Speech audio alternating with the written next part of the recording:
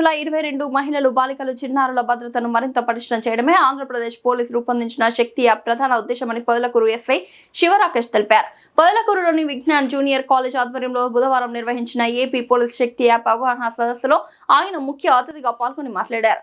అత్యవసర పరిస్థితుల్లో మహిళలు విద్యార్థినులు భయపడకుండా వెంటనే SOS సదుపాయాన్ని వినియోగించి పోలీసులకు సమాచారం అందించవచ్చని తెలిపారు. శక్తి యాప్ ద్వారా ఫిర్యాదులు నమోదు చేయడం, ఫ్యామిలీ కౌన్సిలింగ్ సేవలు పొందడం, సురక్షిత ప్రయాణం, అక్రమ కార్యకలాపాలపై సమాచారం అందించడం వంటి పలు సేవలు అందుబాటులో ఉన్నాయని వివరించారు. ఈ కార్యక్రమంలో Shakti team ASI Subbaraju, Samuel, police constable G Rangayya, Supriya, Vignan junior college correspondent M Sudhakar Reddy, principal A Subbarao, academic dean Challa Krishna, A Chandrasekhar, అధ్యాపకులు, సిబ్బంది, విద్యార్థులు పాల్గొన్నారు. ఎందుకంటే పేరెంట్స్ వచ్చినప్పటి నుంచి మీరు ఇళ్ళ దగ్గర మీ ఫోన్లన్నా ఉన్నాయి, లేదంటే అమ్మ నాన్న ఫోన్ వాడుతూ ఉన్నారు. వాళ్ళు చూస్తారు విసుక్కున్నా కోప్పడినా మీరు వాళ్ళతో ఈ ఏజ్లో ఎదురు తిరుగుతున్నారు, లేదంటే అలుగుతున్నారు, తినట్లా.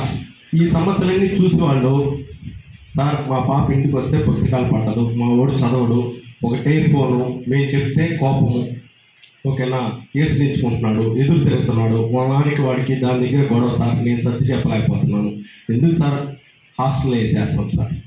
ఈ మాటలు డైరెక్ట్గా పేరెంట్స్ నుంచి నేను చాలా విన్నాను. క్యాన్వాస్కి వెళ్ళినప్పుడు చాలామంది అడ్మిషన్స్ నెల్లూరుకి వెళ్ళడానికి, హాస్టల్ పోవడానికి ప్రధాన రీజన్ సెల్ ఫోనే. మీరేం బాగా చెప్తారు సార్, స్టడీ అవర్స్ పెడతారు సార్, కానీ మా వాడు వస్తే ఇంటికి వస్తే ఫోను, దాని దగ్గర గొడవ. కాబట్టి దాన్ని తగ్గిద్దాము. అలాగే శక్తి యాప్ని అంతా కూడా డౌన్లోడ్ చేసుకోండి. మనం 100% డౌన్లోడ్ చేసి అది ఉపయోగపడద్ది. అమ్మాయిలకైతే హై సెక్యూరిటీ, ఓకేనా. కాబట్టి అందరూ డౌన్లోడ్ చేసి నాకు చెప్పండి, మళ్ళీ నేను మేడం వాళ్ళకి, సార్ వాళ్ళకి ఇంటిమేట్ చేస్తాను. Okay, thank you. ఇప్పుడు ఈ కార్యక్రమం ఉద్దేశించి లక్కీగా గాడ్స్ గ్రేస్ నేను ఆ లిస్ట్లో ఉండేవాడిని కాదు. ఉండని వాళ్ళు ఏం చేసేవాళ్ళంటే గేమ్ చేస్తూ ఉండేవాళ్ళు. ఎంజాయ్ చేయడం తెలియదు, బయట ఎట్లా ఉండాలో తెలీదు.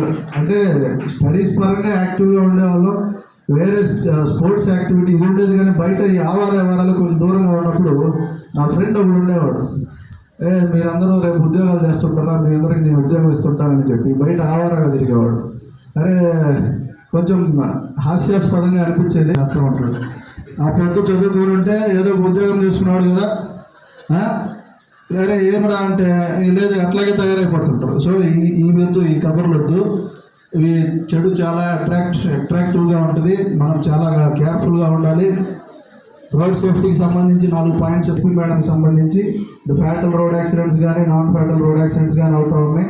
ఫ్యాటల్ రోడ్ యాక్సిడెంట్స్ ఎందుకు అవుతున్నాయంటే మేజర్లీ మనకి వితౌట్ హెల్మెట్ మనం ట్రావెల్ చేస్తూ ఉన్నాం, minor driving, drunk and drive ఇలాంటివి చేస్తూ ఉన్నాం. సో మీరు స్టూడెంట్స్గా ఇప్పుడు మంచి అలవాట్లుగా నేర్చుకొని ఉంటే రేపొద్దున బయట తిరిగే సమాజంలో పెద్దవాళ్ళు ఎవరైతే జాబ్ చేసే వాళ్ళు ఉంటారో వాళ్ళకి మళ్ళీ కొత్తగా ఈ రూల్స్ అండ్ రెగ్యులేషన్స్ నేర్పే పరిస్థితి రాదు.